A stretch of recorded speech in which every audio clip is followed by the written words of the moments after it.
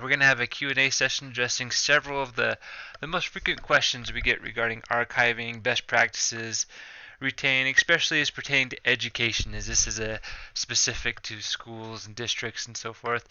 So I'll be fielding those questions and Q will be answering them.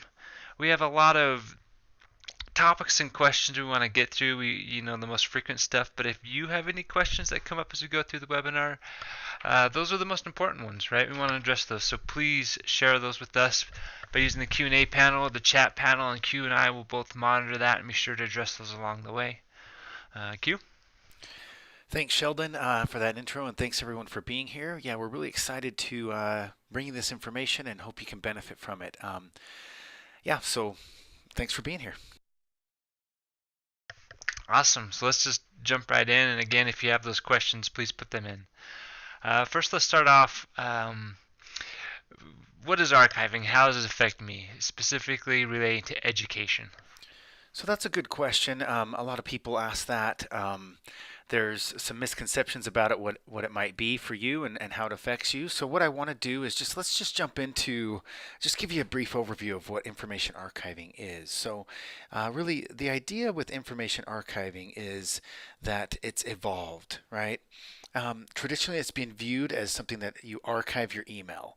Um, um, and this is different from the really traditional view of archiving, which is just saving stuff. We're talking about communication archiving, right? So for years and years, or for many years, it was known as email archiving. So you'd take your email, you'd store it off of your email system. You'd have any old emails off to the side so that you can have it and go back and review what's been said. But it's really kind of been a checkbox. Okay, I have an email archive. It's over there. I've got it. You stick it in the corner. If maybe you need to get to it, you do, but you kind of check that box. Well, today it's now referred to as information archiving because it's more than just email archiving. It's now this idea that you can archive email. You can archive your social media, you can archive your mobile communication. All this business communication that's going on, you need to archive it. And there's reasons for that. You need to archive it for regulation compliance. That's one thing that your school needs to do. There's regulations that affect you. You need to archive it for oversight on what's being communicated. What's your staff saying? What are they communicating? What are they saying to students? What are they saying to each other? You need that oversight. And you need it to just manage your data, right? That the amount of data that's out there just continues to grow every day, and that as that data grows, it starts to become trivial, it starts to become redundant, it starts to become outdated, and in some ways, it starts to become dangerous because there could be data that could be incriminating. And so the idea is you need to be able to have that information, be able to access it, and be able to use it as a living, breathing type thing. So now archiving is about having a data store that you can easily access, that you can use on a daily basis to be able to see what's going on in your organization, to be able to access, and of course to be able to comply with regulations and to be able to manage your data. Get it off of your email system, have your email system run better. So that's the idea with information archiving. At its basis, it's getting your business communication, having oversight on that communication, and being able to manage your data. And of course, what we're going to talk about today is retain unified archiving, and that's one area where it shines is that it's able to archive your email, your social media, your mobile in that one central archive. And there's tools so that you can quickly and easily get to that archive and search it. So we'll talk about that today. But that's the basis for it, right? Is that you need to have your electronic communication and you need to have oversight on that, and that's what information archiving does for you. So specifically to education, like what kind of regulations could affect what and how my organization archives? So that's true. I mean, like I said, one big reason to archive is to be able to have management of your data and to be able to have oversight. But there is another reason, and this applies to heavily regulated industries, and education is regulated. Not nearly as much as, say, finance, but there are things that will affect you. And so when it comes to public schools, public entities, there's the Freedom of Information Act and state sunshine laws. These basically are that anybody can go and do a public records request and ask to see information that's part of the public record. And where that comes into play for information archiving is that your email, your social media, and your mobile is communication data is subject to FOIA. Um, if there's an information request that your school receives, you need to be able to comply with that, and you need to be able to readily access your data and provide that. And FOIA is enforceable in court, so people could potentially take you to court if you don't have a way to get to that. And so that's specific for public schools. Then you have FERPA, which I would imagine most of you on this call have had to deal with at one point or another. But this has to do with privacy of student education records. And it gives parents the right to inspect and review the student's education record. This can apply to electronic communication. So the idea here is that students' information needs to stay private. Um, and you need to be able to give access if requested. This can apply to any email communication, any social media posts, or mobile communication that's done with students' information or about a student. And so there's tools that are out there to be able to make sure that this information stays private, and that's what we'll talk about today with Retain, is that your data stays private and then you can easily access it. But these are the regulations that affect that. So what the basis of this is that you need to be able to archive, that you need to be able to access it, and that you need to keep information secure, private, encrypted, and to be able to comply with these regulations. So these are a few things that you need to be aware of. So in order to comply with all these things and to be, safe from lots of different reasons, litigation and whatnot, what should a school, district, university, what do they need to be archiving? So at the basis, I put this slide up because I would imagine most of you have some sort of solution for email archiving, whether that's even a built-in solution into your email system. You probably have something. There was a survey done recently where it shows that most organizations are archiving email. And that, of course, you need to archive, but there's more to it, right? You need to be able to archive your mobile communication and your social media. And from this survey, it's about a year and a half old, maybe 2 years old, so the numbers have probably changed a little bit, but the idea is still there that not many organizations are archiving their social media or their mobile communication, like text messaging. Um, but the reason why I show this slide is because those are the things you need to be archiving. You need to archive email. You need to archive your school's social media accounts and any other official accounts. We're not talking about personal accounts, right? You don't need to mess with your teacher's personal accounts or your students or anything like that. But you need to be able to archive your corporate social accounts your school's social accounts plus any official accounts. So if there's staff that has accounts that are specifically for school communication, that needs to be archived. And then, of course, mobile communication. If there's any kind of text messaging or phone calls that are being done that have to do with your school, that's done in an official manner, those need to be archived as well. And that's, once again, the reasons behind that are, of course, for regulation compliance. That's a big one. But then it's also to have oversight and to manage your data, to keep control of what's out there. So these are the things you need to be archiving. And if you're not doing it today, you need to start. What advice do you have for archiving mobile devices, especially when it comes to, say, BYOD? So that's a big one. I mean, that's probably what a lot of people are thinking right now. I just kind of laid that out there, right? That you need to be archiving more than just email. And you're probably thinking, well, what do I do? How do I do that? Well, let me touch on some things. And so the first one, like Sheldon said, is this mobile archiving. As we know, mobile devices have penetrated the marketplace, right? And your school probably has mobile devices everywhere. Like I said, it needs to be viewed the same as email or social media for archiving. But so what I would suggest when it comes to what advice I would have for you, and that it would be that you have a policy.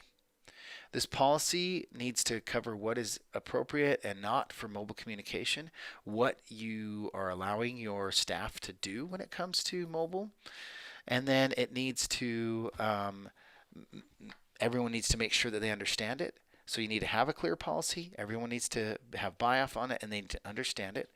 That policy needs to state that you're going to have oversight of mobile communication. Anything that's done on your network or in an official manner, you need to have oversight on that. And So what that means at its basis is that you need to be able to archive uh, mobile like text messaging and phone call logs, and of course email that they're doing on their phone as well needs to be archived, and that's done through an email archive. When it comes to dual persona or BYOD, excuse me, when it comes to BYOD, the best thing to do is dual persona. And the reason for that is, and I'll talk about what dual persona is that um, dual persona gives the ability to keep personal things personal and official communications separate from that personal communication. So what you can do is there's a number of solutions out there, and of course we offer one, but it's the ability to have a separate app that allows school staff to be able to call or text with a separate phone number that is separate from the built-in phone number, the native phone number. Like we'll say with an iPhone, it's iMessage and the native dialer. And so what the great thing is there is that they can, a person who's bringing their own device, they could still use their personal side of the phone for their personal communication, and then they can use the official side of it with this dual persona to be able to communicate and call. So in review, for mobile archiving, or excuse me, for mobile devices, the best thing to do is to have a policy. You need to make sure that policy is clear. And then you need to have oversight of mobile communication. And if you have a number of people that are using BYOD, you need to have it'd be good to have a dual persona to be able to keep those things separate and have oversight. You mentioned it a little bit earlier, but what about the school social media accounts? So yeah, that's important. School social media accounts, uh, you need to be able to have oversight on that as well. Once again, you need to have a policy, and that policy needs to be clear. Who can access these corporate social or these school social media accounts? Who can post to them? What should they be posting? How, why, when, etc. So make sure to have a policy. That policy needs to be clear. Everybody needs to have buy-in on it, and they need to be trained on it. So I said mobile policy. There needs to be a mobile policy. There needs to be a social media policy. It's all part of that total overall policy for electronic communication. And then you need something to back that policy up to enforce that policy, and so you need to be able to have oversight on your school social media accounts. You need to see what's being posted there, and then you need to also have alerts for keywords, questions, and personal identifiable info. Like I said, FERPA there says a lot about FERPA on privacy of students' information. So if there's anything that's being posted to your school's social media accounts, you need to be able to be alerted to that and hurry and get it down. And then, of course, archive it in a secure manner so that you can go back and prove what has been done. So that's a big part of it too, is that for your corporate social, your school social accounts, you need to have those alerts for keywords, questions, and personal information. You need to be able to have oversight on that, and you need to have that policy. And archiving can accomplish that. So you've gone over a lot about the why and the what. Let's go into the how, I guess, of Retain and how Retain can help with all these things. So what does Retain archive? So yeah, let's talk about Retain for a bit here, probably for the rest of it. So let's talk about Retain Unified Archiving. So here's just some things that make Retain different in the marketplace, how it can help you with everything we've talked about. So first and foremost, we call it Unified Archiving because Retain archives email, mobile communication, and social media in one central archive, and that archive is accessible. There's flexible archive access, meaning your users can access their personal archive via the web interface or an email plugin, a mobile app, or even an offline viewer. So we give them the ability to access their archive. It looks familiar to them, so when they go to that archive, they'll be able to find their messages easily. Administrators and other named users can access the entire archive and can be granted different rights depending on what you want to allow certain users to do, and they can access that easily. And what's unique too when it comes to access is that this ability to browse the archive, is not very common in the marketplace. And the ability to search, we give you some powerful search tools, is also an important factor in an email archiving, or excuse me, in an archiving solution. Furthermore, we have this intelligent archiving, and what that means is that unlike some other solutions out there, we have native integration with email systems. So with Exchange, Office 365, GroupWise, Gmail, IBM Notes, Bloomberg Professional, and even Skype for Business, we tie directly to the email system to make sure all messages are pulled down. That includes, and I'll talk about this in a little bit, but that includes everything that would be in the email system. And we'd put that into that same central archive with social media and mobile, and we tie directly to the social media accounts and pull them down. We'll talk about how the mobile works as well. But the idea is that's that intelligent archiving to make sure that nothing gets lost, and that you can easily and quickly get to that information with the built-in eDiscovery tools. There's tools to be able to search the archive that are built in at no additional cost. So those are some of the big high points of Retain Unified Archiving, is that it archives your email, mobile, and social, and it has these tools to be able to quickly and easily access the data, and ensures that nothing is lost and that it's safe and secure in that central archive by using an encrypted archive, and supporting ICAS technology to be able to make sure that the private information stays private and that sensitive data doesn't get leaked out.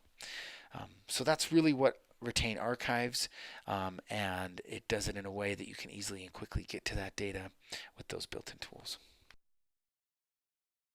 So let's jump into the email portion of it. How does Retain work with Office 365, Exchange, Gmail, Notes, all of those group-wise? So this is big because I would imagine that you're using one of these email systems. Of course, we offer an email system here at Micro Focus, which is GroupWise, and if you're using that, great.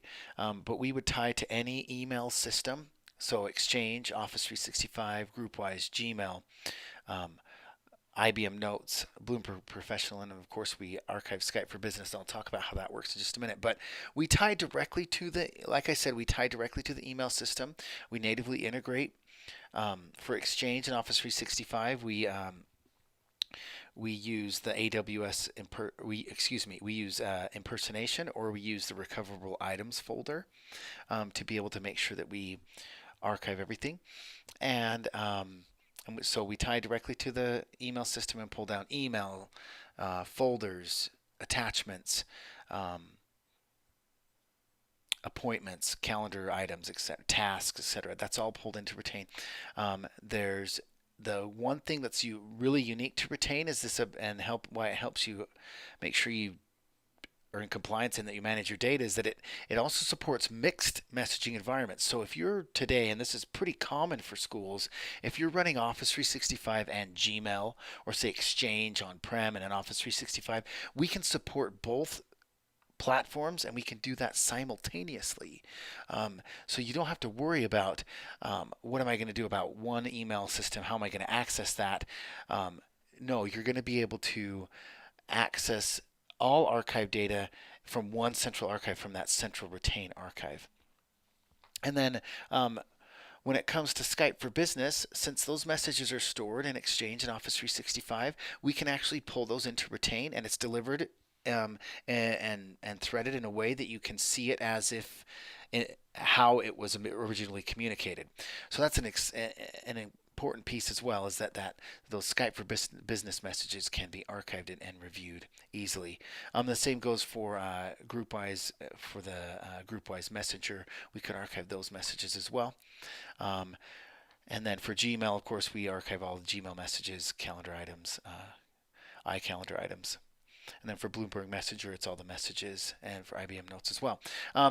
One thing, too, is that there's the ability, like I said, to have simultaneous support. This also helps for migration. So if you were to, need to move from one email system to another, if you're on Exchange today and you need to move to, say, Gmail tomorrow, because Retain archives and supports multiple email systems, and it's in a platform agnostic format, you can easily migrate your email system. So whatever you're on today, great. Whatever you're going to be on later, Retain's going to support that.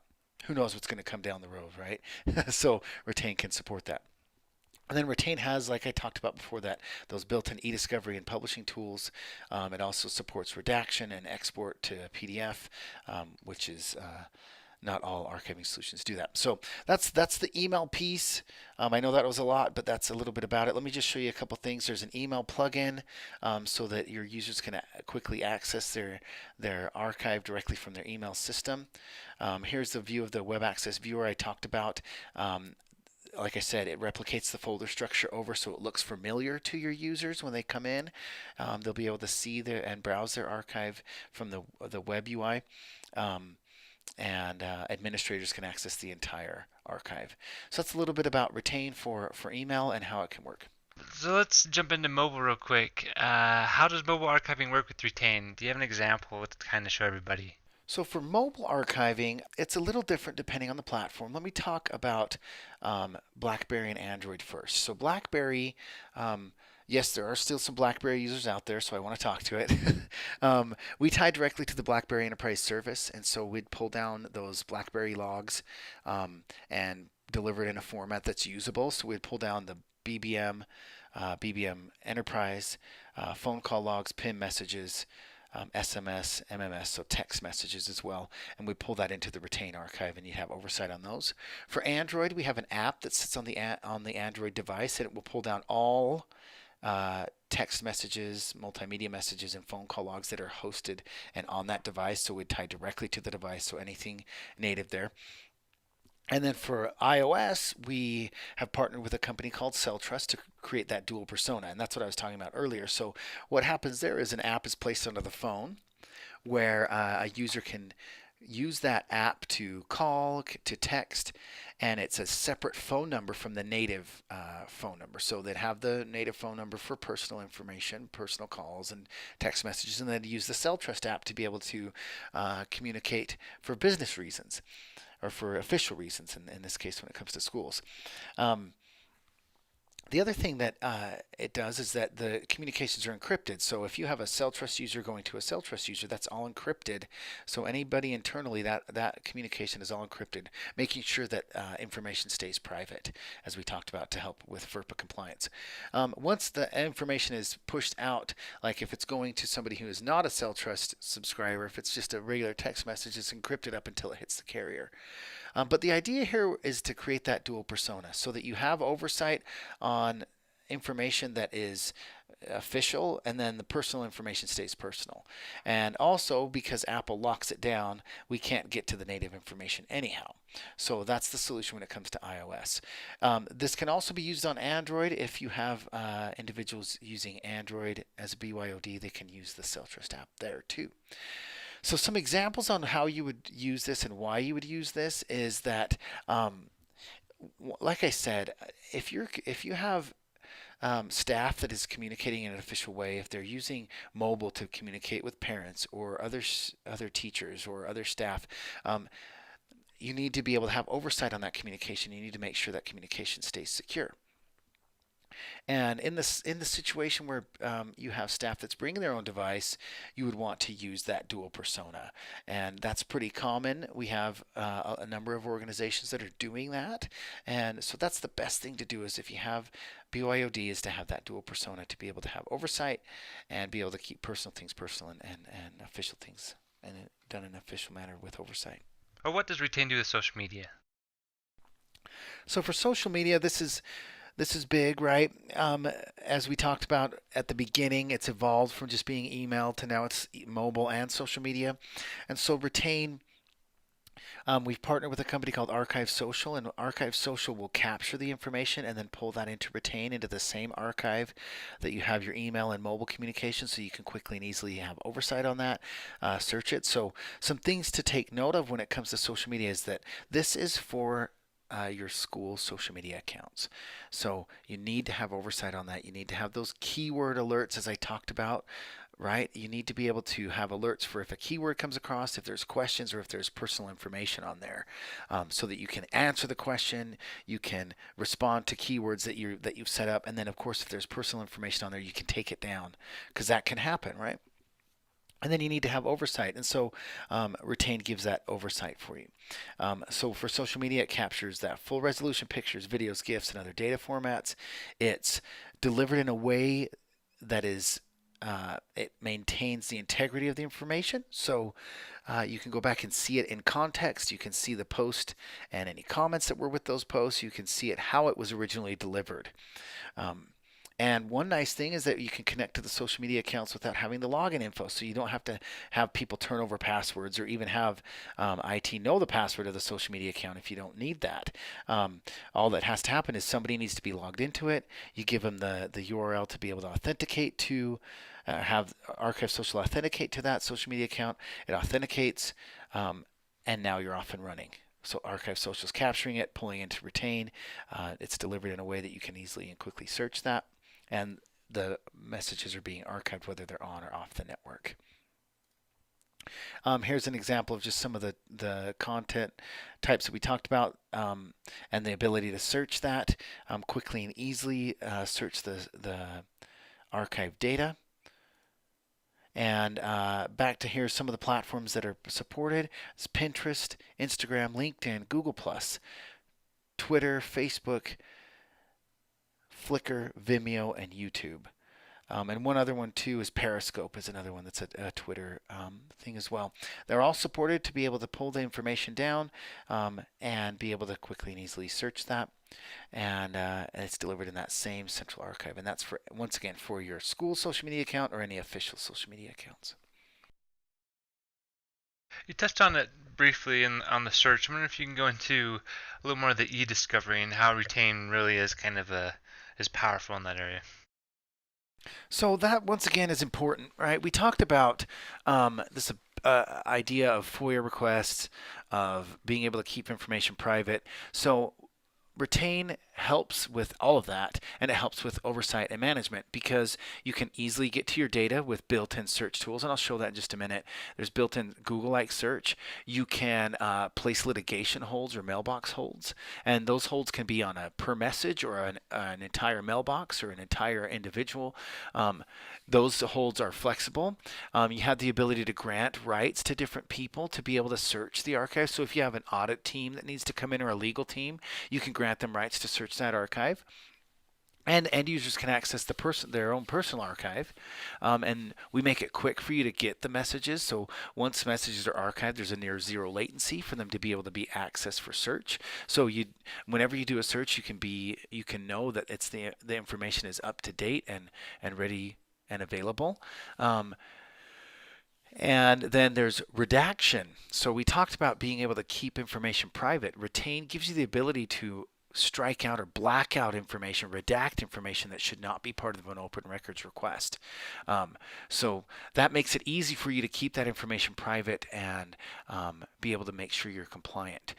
Some of the things that I talked on, here's the archive search. It makes it really easy. So as you start to type in, once you get to 3 letters, it's going to highlight the information in Retain, and it's going to auto suggest as well information that's in the Retain archive. I thought I had another screenshot. I guess I don't. But one other thing too is that all messages are delivered. So if you start to type, it's going to bring in all your email, all your social media, all your mobile, everything that you've been archived is going to be in that archive search. So an end user is going to see everything on their personal archive, and an administrator is going to see everything across the entire organization. You can limit it by scope. You can see here, you could drill down and say, okay, I only want certain messages. I only want them from certain sources. So if you only want to see the social media posts, you could expand that and only show those. You can limit it by date range. You can limit it by mailboxes. And then another thing that's built into Retain is this idea of tagging. This is huge for eDiscovery, is that you can tag messages as they're archived, so they could be tagged for certain projects, certain whatever you'd like to set up, you could tag them, and then you can also tag them after they're in the archive. So once they're in the archive, you could create tags that can be searched as well. So we make that quick and easy for you to be able to search messages. You can place those holds, you can forward messages, you can export them. And one other thing that's important as well for your users is you can allow your users to restore their own email messages, which will kind of help the burden of IT. because now they don't have to go and request a help desk ticket or contact IT to request an email that may have been deleted or they can't find and they want it back in their live inbox. All they have to do is click on the message, hit restore, it goes right back. And that applies to any email platform that we support. So we're giving you the ability to empower your end users, and we're giving you the ability to, reduce the burden on IT, because now you can give other teams the ability to search and access the archive, and you can give your users different tools to be able to do things that they traditionally would have had to go to IT for. So those are some of the things with eDiscovery, is being able to search, being able to perform redaction, and of course it's a fully compliant archive. It supports worm storage, so and any regulations to make sure that information is complete and secure. How does Retain different from other archiving solutions? So I've kind of touched on that a little bit. This is a good way to kind of review. Like I said, the multi-platform mixed environment archiving is big, because you can support multiple email systems. You can support that social and mobile all in that same central archive. Retain can be deployed on-premise or in the cloud. So if you want an on-prem solution, that's great. Retain is available for that. If you want it in the cloud, you can. And there's a few options for cloud. You can do it as a private cloud hosted on our data centers. You can do it in a public cloud, or you can do it through a partner geographically specific cloud. And that's really important for certain organizations where they have to know where the data is located and they can't have it leave the country. Retain can definitely help with that. Then I touched on the flexible archive access. That's important as well. We make it easy for your users to access their personal archive, whether that's with the web interface, the email plugin, the mobile app, or the offline viewer. And administrators and other named users can do that as well. The other thing is that intelligent archiving, that native support for email, and being able to pull that in and making sure nothing is lost. Those built-in eDiscovery tools, that's something that's different as well. It's not an additional cost. It's just something that comes included in Retain. The tagging that I talked about, there's confidential tags, so those messages can be tagged, and then those tags can be confidential, so only those who have rights to see those tags can see them. There's also smart tagging, so you can create rules so that when messages are archived, they're archived with those tags. Then the idea of email migrations, Retain can really help when you're moving email systems. It makes a migration simple, because you archive everything with your current email platform. You then go to your new platform, tie that to Retain, and then you're off and running, because now you have the previous email platform archived in Retain, and then the next email that you're now using is going to be archived in Retain, so it looks seamless to your users. And then, of course, if you're running an email archiving solution today, we have the ability to help you move over to Retain to have that full archive solution. And then, of course, there's one other part of it that's unique, and that's the ability to connect to other files like SharePoint or Laserfiche or other ECMs, so that if anything that has an index, Retain can tie to that. So when you're doing your search, it's going to also search that information as well. We don't archive SharePoint or those kind of tools, those file management systems, but if there's an index in there, Retain can tie to it, and you can do a search, and that will come across. So those are some of the things that are different about Retain, that make them the key features that make them unique and help you to make sure that you're managing your data correctly and that you have that oversight. Right, and I just wanted to mention we are in the Magic Quadrant. I think we're the only challenger this year for information archiving, as well as if you want that, we can get that to you, as well as Infotech. They did a vendor landscape on us and a bunch of other archiving platforms. If you want that as well, that kind of does a comparison of a bunch of different ones. So just wanted to throw that out there. Absolutely, good point. Really good. Does Micro Focus have any other solutions that can help a school or a university out? So there's a number of solutions that Micro Focus offers. We have identity access management. There's different endpoint management solutions. There's some security solutions. One that I wanted to touch on a little bit today, because it's pertinent to what we're talking about, is the secure. Oh, here's the one that I missed. Here's the unified archive where it shows the different messages. I did have that screenshot, just to take a look there. But another solution that we have. Oh, there's the archive app too. Um, Sorry, I didn't show these screenshots earlier. That's the mobile app. Here's the offline viewer. But okay, so to answer the question, one thing that I did want to talk about just in closing here is the product we have called Secure Gateway. This is another solution that's pertinent since we're talking about communication. Secure Gateway gives you 0-hour antivirus and anti-spam. It protects you from, has inbound and outbound protection from cyber threats, and it also protects your network from DDoS attacks. And one thing that's important is that it also blocks illicit images. So if there's pornography on your email system, Secure Gateway can protect from that with Image Analyzer. So that is another solution to help protect your school from viruses, from phishing scams, from cyber threats, and from pornography or DDoS attacks.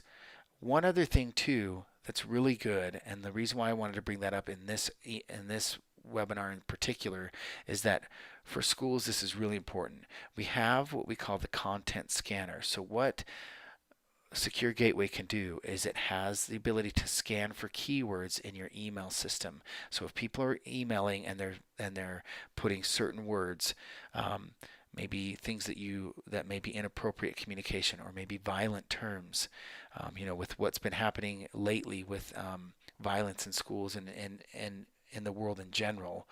I know that's heavy, but Secure Gateway has the ability to monitor for those kind of terms and alert the appropriate people within the organization, administrators or other named users, to be able to know if those kind of terms are being said in email. Now, the chances of that happening may be low, but just know that functionality is there to kind of help protect your students, help protect your school from that kind of information by having that keyword scanner. And so that's one other solution as well. I would encourage you to take a look at it. But of course, we have, as we talked about, that principal product of the archiving solution. So, about this point, everybody wants to know, so what's my next steps? What do I need to do now? So your next steps would be to really test it out, right? Go out, get your personalized demo, see how it would work for your organization, or even get a 30-day trial. Go ahead and go out to retainarchiving.com.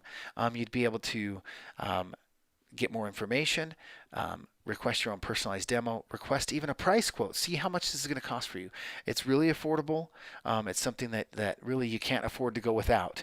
And feel free to contact us at questions@guava.com or go to guava.com/retain or guava.com/quote. And that would get you more information on what you can do and how to experience retain and see how you can protect your school and have that information, that oversight on your information.